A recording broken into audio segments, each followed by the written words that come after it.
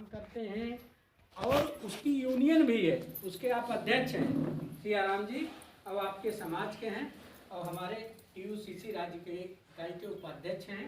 धन्यवाद साथी सियाराम। हमारे बीच बैठे हमारे भाई, मैं भी एक श्रमिक हूँ, मैं भी एक मजदूर हूँ, मैं भी काम करता हूँ भारत सरकार का, तो मैं भी श्रम करता हूँ, अपनी मजदूरी बेचता हूँ, श्रम करता हूँ, उसका पैसा लेता हूँ। बस अंतर इतना है कि मुझे पूरा पैसा भारत सरकार से मिलता है और हमारे बीच भी तमाम चीज़ें हैं जो पैसा नहीं मिलता। जैसे कि हम शनिवार को काम करते थे अभी पूरा दिन, जबकि शनिवार को आधे दिन में हमारा ड्यूटी पूरा हो जाता था, तो 3.25 घंटे का OT का पैसा हमको मिलना चाहिए, आज तक नहीं मिला। बीच में लड़ाई लड़ी गई, कोर्ट गए, कोर्ट ने आर्डर किया है, आर्डर करने के बाद अभी भुगतान नहीं हुआ है, अभी लिखाई पर। तो समस्याएं हर जगह हैं, ऐसा नहीं कि भारत सरकार की या गवर्नमेंट की कोई नौकरी कर रहा है उनकी भी समस्याएं, उनकी भी वेतन, सारी चीज़ें हैं।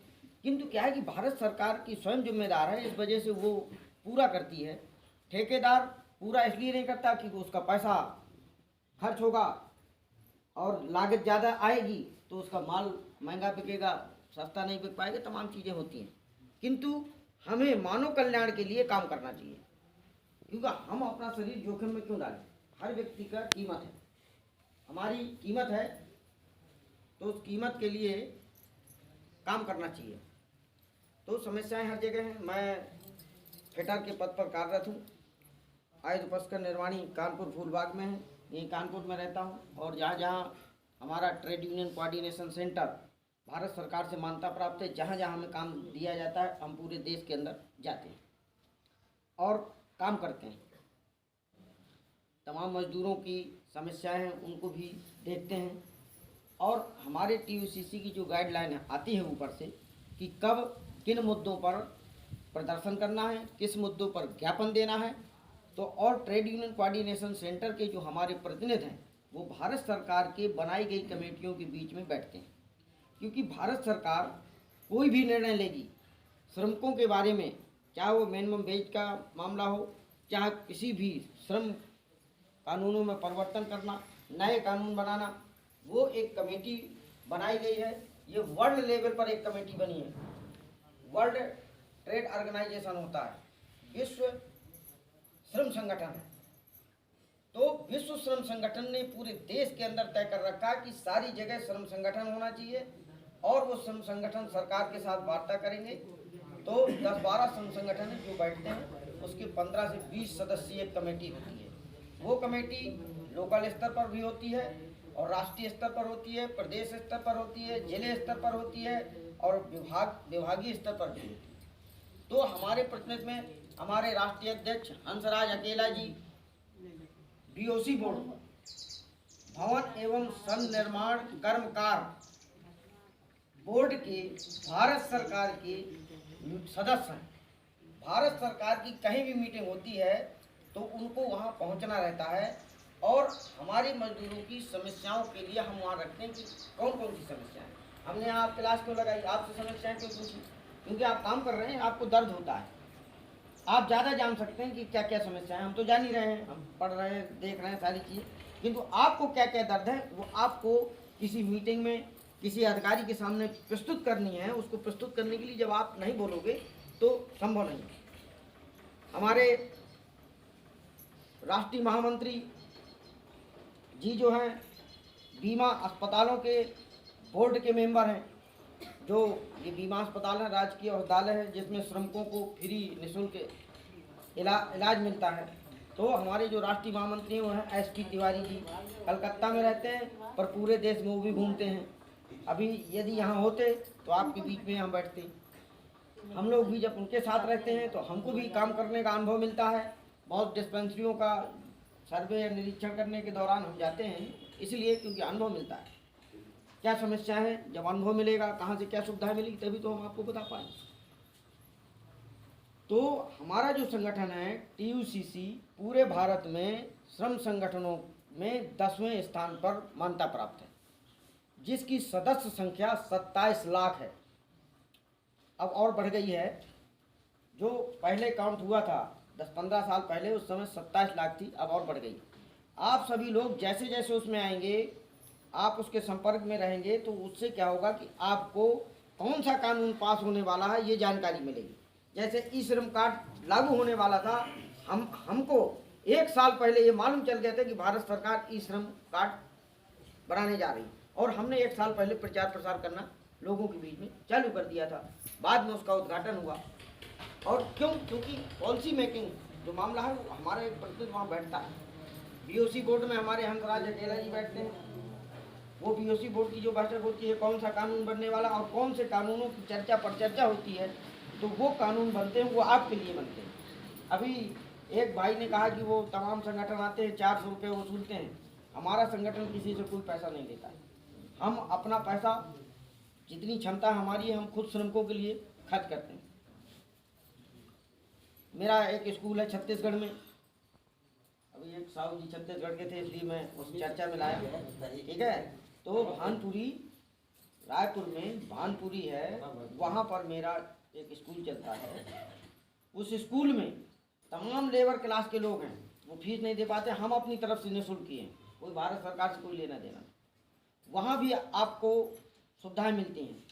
ये स्कूल एजुकेशन के लिए हर भट्टे में रहने वाले व्यक्ति के बच्चे की पढ़ाई के लिए भारत सरकार ने श्रम विभाग की तरफ से श्रमिक स्कूल खोल रखे हैं।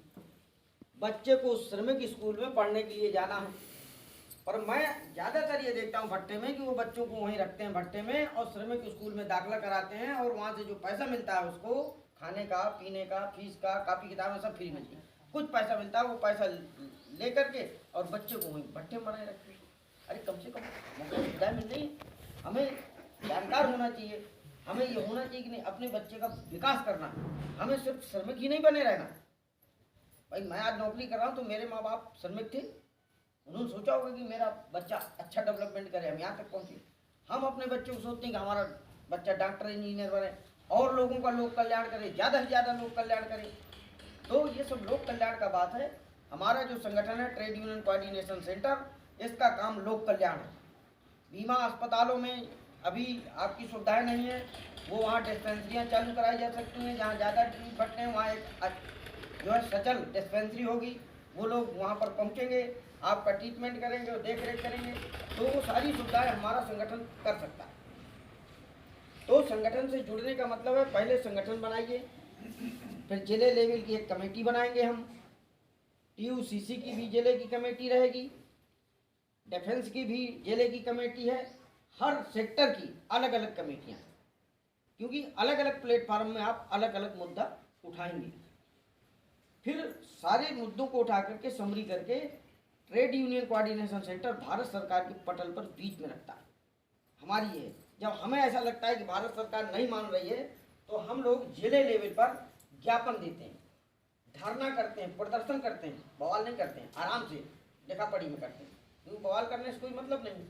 आराम से हम अपनी मांग करते हैं, जितना हमारे पास पावर है उस पावर का प्रयोग करते हैं। आगे मीडिया भी है, और हमारे एक दर्पण भारत चैनल है यूट्यूब में, जो आज अभी ये कार्यक्रम हो रहा है उसके पहले का कार्यक्रम है, वो सभी उसी में जो है आपको देखने को मिलेगा। तो आप लोग जो मोबाइल चलाते हैं तो उसमें से उस मोबाइल में दर्पण भारत चैनल DRAVID इसको जो है सब्सक्राइब कर लीजिएगा, तो उसमें नोटिफिकेशन आ जाएगा। कल हम लोग लखनऊ में थे, वहाँ भी मीटिंग चली थी, रात में आए हैं, फिर यहाँ आ गए, तो कल का भी उसी में वीडियो पड़ा हुआ है। तो आप देखिए, समझिए, पूरे देश में बहुत सारे चीज़ें हैं। और एक मेरा स्वयं का यूट्यूब में है, सियाराम OPF कानपुर, उसमें TUCC का डिफेंस का जितना भी हम सेक्टर में घूमे हैं, SP तिवारी जी के साथ, हंसराज अकेला जी के साथ, पूरे देश के अंदर कभी हमको मीटिंग करना है, हमारा कॉर्पोरेशन बनाने जा रहा है, तो हम कलकत्ता में मीटिंग करने खुद गए, प्रेस कॉन्फ्रेंस कर रहे हैं। तो ऐसा नहीं कि हम जब तक नहीं मैदान में आएंगे तो अकेले क्या करेंगे। तो तिवारी जी ने कहा तुरंत आइए, तुरंत हम पहुँचे, हमने प्रेस कॉन्फ्रेंस की, बोले डिफेंस के लोग होना चाहिए, तभी तो बात हुई, नहीं हम क्या कैसे बात करें। तो समय समय पर जब आपकी सहभागिता नहीं रहेगी तो काम नहीं चलेगा। इसलिए जिसको जरूरत है, जिसको आवश्यकता है भोजन की, तो आदमी भोजन के पास जाएगा ना, भोजन तो नहीं चल के आएगा। तो इसलिए आप लोग संगठन बनाइए, उसके मेंबर बनिए। प्रदेश स्तर पर हमारे संगठन है, कुछ मंडल स्तर पर निर्माण करने का अभी प्रक्रिया में है। उस मंडल स्तर पर जो निर्माण होगा, अभी कानपुर मंडल का एक बनाने जा रहे थे, महासंगठित मजदूरों का, उसमें आप सभी लोग जो रहेंगे उनको भी शामिल करेंगे। आप लोग नेता बनिए, आप लोग कार्यकर्ता बनिए, क्योंकि हम तो भारत सरकार के कर्मचारी हैं, तो हम तो उसमें आपके संगठन में अध्यक्ष मंत्री नहीं बन सकते, किंतु हमारी जो तन मन धन से जितना भी होगा, जो भी आपकी मदद कर सकते हैं, समय पर मौजूद रहेंगे और हम जरूर आपकी सेवा में तत्परता के साथ पहुंचेंगे। या ऊपर से अध्यक्ष महामंत्री जी का जो निर्देश होगा, उनके निर्देश पर आपके बीच में पहुंचेंगे, भट्टा मालिक से बात करेंगे, मीडिया का भी सहारा लेंगे, मीडिया में प्रकाशित करेंगे, सब करेंगे, ठीक है ना। इन्हीं शब्दों के साथ आप सभी को एक नारा लगा दीजिए, टीयूसीसी जिंदाबाद, टीयूसीसी जिंदाबाद, श्रमिक एकता जिंदाबाद, श्रमिक एकता जिंदाबाद। जय हिंद साथियों।